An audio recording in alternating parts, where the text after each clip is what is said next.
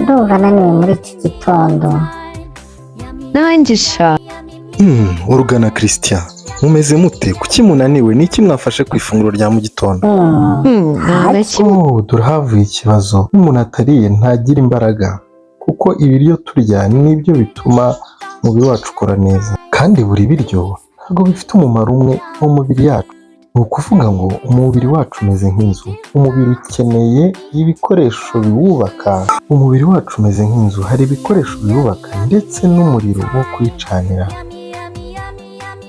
Ni ukuvuga ngo umubiri wacu ukeneye indyo eshatu: ibyubaka umubiri bidufasha gukura neza, hari ibirinda indwara bituma umubiri umera neza kandi nturware, hari ibitanga imbaraga bituma umubiri wacu ukora kandi neza. none se papa umuntu abikora ate gutanga bitandukanye? Biroroshye cyane, bavuga ko ibikomoka ku mata byose bituma umubiri ukura neza, ariko hari n'inyama, amafi, amagi n'ibyubaka umubiri.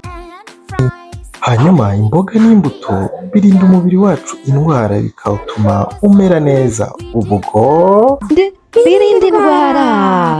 ubwo nyuma haza ibikomoka ku mavuta ndetse n'ibinyamisogwe bihereza umubiri imbaraga, ubwo bitanga imbaraga.